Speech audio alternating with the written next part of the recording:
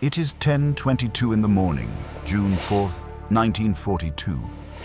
Lieutenant Commander Richard Best is at 15,000 feet above the WWII, and he is alone.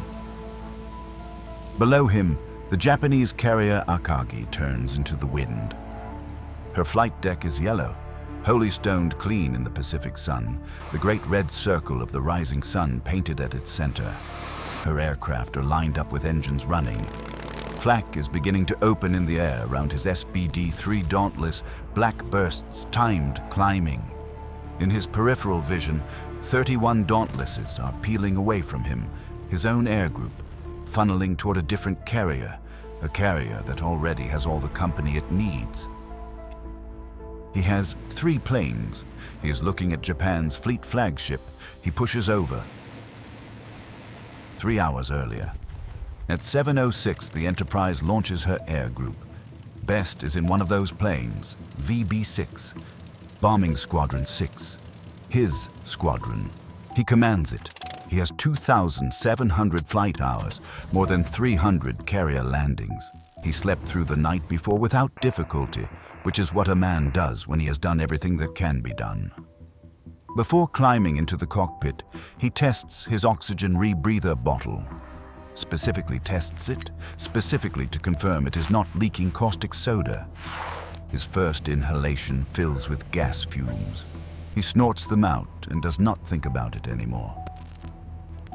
The Japanese don't know what is coming either. Admiral Yamamoto's plan for Midway was designed to ambush the American Pacific Fleet and finish what Pearl Harbor started. Navy cryptanalysts had broken the Japanese communication codes months earlier. The American carriers are already waiting in waters the Japanese believe are empty. Everything that happens today is a trap, and only one side knows it is set. But before Best reaches altitude above the WWII, something else has already been decided at sea level. Torpedo Squadron 8 from Hornet went in first. 15 TBD, 1 Devastators against 4 carriers and their combat air patrol. Not one reached a firing position. Ensign George Gay, the sole survivor, went into the Pacific and watched the rest of the battle from there. Torpedo Squadron 6 from Enterprise followed. 4 came back out of 14. Then Torpedo Squadron 3 from Yorktown. 2 returned. 41 torpedo planes attacked the WWII that morning. 6 came home. Not a single torpedo found its mark. What those men gave Best was the sky.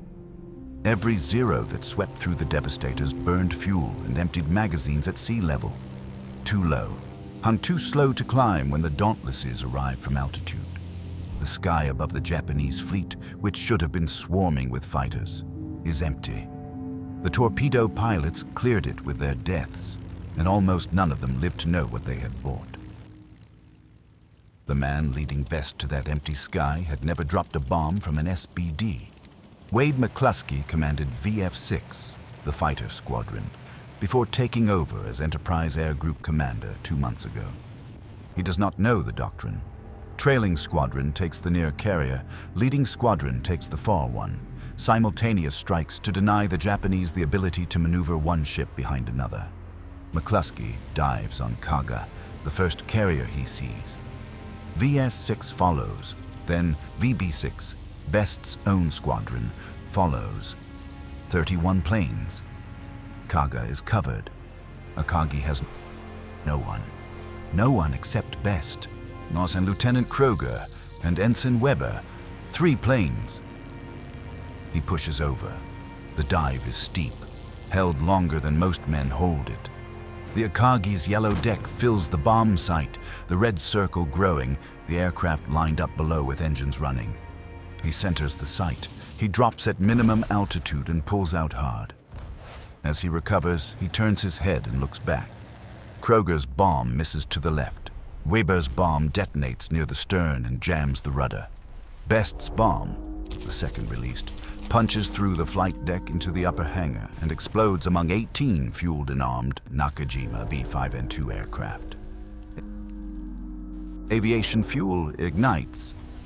Bombs and torpedoes that have been rearmed twice that morning, left lying on the hangar deck without time to return them to the magazines, begin cooking off in sequence. At 10:29, Captain Aoki orders the magazines flooded. The aft valves are damaged. The main water pump is out of order. There is nothing left to stop it. Japan's fleet flagship is dying on one bomb while her engines are still turning and her aircraft are ready to fly. Best is already gone. Low, fast, through the flak, trying to get home. He gets home. He climbs out of the cockpit. He goes below. He coughs. A large amount of blood comes up. He reports to sick bay. The doctors put him to bed. The morning reassembles itself in a different order. The gas fumes, the rebreather, the unusually long search, the altitude reduction because pilots across VB6 were having oxygen trouble. The sodium hydroxide material in his rebreather had heated during the extended mission. Caustic fumes came through the mask. So those fumes eroded a tuberculosis granuloma that has been sitting dormant in his lungs for years. Latent infection, carried since childhood without knowing it, detonated this morning by a piece of equipment he tested specifically to make sure it was safe. The check was the wound. His lungs have been filling with active tuberculosis since the first breath he drew in the cockpit. He lies in sickbay. He knows there is blood. He knows the doctors want him to stay. He knows the Hiryu is still out there, the last surviving Japanese carrier. Scouts have found her.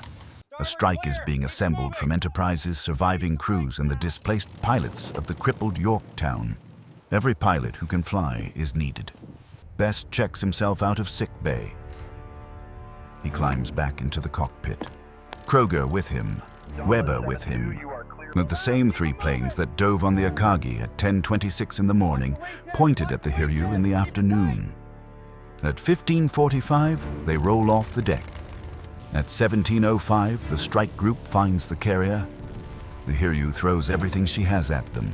Zeros, battleship fire, flak from every ship in the screen. Best drops his bomb and does not look back. Murray, in the rear seat, turns and looks through the smoke and believes he sees the flash of it striking the Hiryu amidships, forward of the island. Best cannot confirm it. He's already turning for home. He lands on Enterprise for the second time that day. He goes below. The blood comes worse now. He makes his way back above the waterline, one hand finding the bulkhead in the passageway, and stands at the rail and looks out at the Pacific. 4 columns of smoke rise from the horizon. Kaga, Soryu, Akagi, to Hiryu. The Kido Butai, the force that launched the Pearl Harbor attack that swept from Hawaii to the Indian Ocean in 6 months without losing a carrier, is going to the bottom.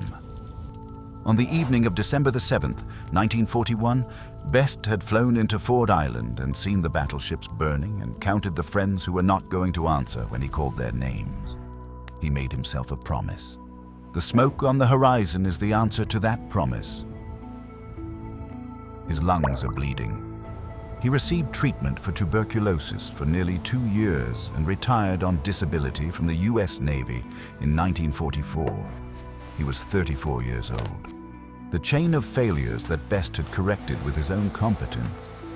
The fighter pilot, who didn't know doctrine, none the 31 planes that dove on the wrong carrier, had extended the mission just long enough to overheat his rebreather. The check he ran that morning, the one that was supposed to prevent exactly this, is what completed the injury. He did not fail. His equipment failed, and the equipment failed because of a chain that started with someone else's mistake. He was awarded the Navy Cross and the Distinguished Flying Cross. He joined the Rand Corporation in 1948 and worked as manager of security. His most significant case involved an analyst named Daniel Ellsberg, who leaked the Pentagon papers to the press. The man who sank Japan's Pearl Harbor flagship spent his working years investigating an anti-war whistleblower in an office without flying.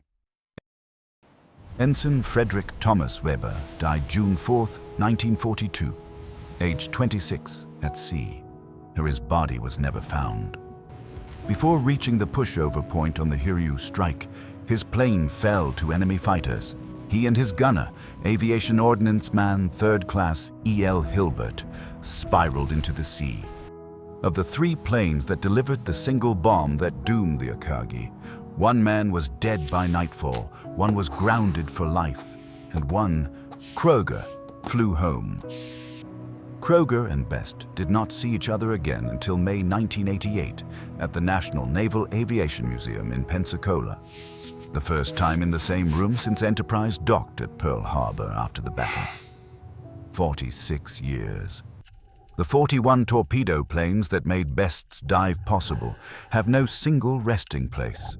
They are scattered across open water in every direction. Not one of them hit their target, so they may have won the battle anyway. The Zeros they pulled down to the wave tops burned fuel chasing slow devastators, emptied their magazines, and could not climb fast enough to reach the Dauntlesses dropping through empty sky minutes later. The men who lost the fight may have been the ones who decided it. Richard Halsey Best was born March 24th, 1910. He died October 28th, 2001. He never flew again after June 4th, 1942. In later years, when people asked him what Midway cost him, he would pause, and then he would grin. The last day he touched a stick, he told them he sank 2 carriers. The wreck of the Akagi was found in 2019, sitting upright on the floor of the Pacific at 18,000 feet, essentially intact, a steel monument to 5 minutes of combat and a single 1,000-pound bomb. The rising sun is still on the deck. No light reaches it.